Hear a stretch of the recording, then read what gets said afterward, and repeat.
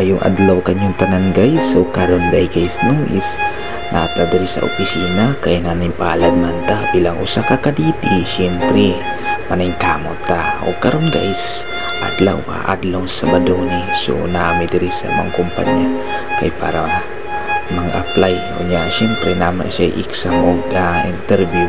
So namin sa gawas ana guys. So samtang wala pa mi ang tanan, so nara ko sa gawas guys ng video ba ya, samtang magpaabot sa mga kauban kay murag alas 8 pa siguro may pasakao sa taas unya. Tadto na guys, nag-abot-abot na ang mga kauban.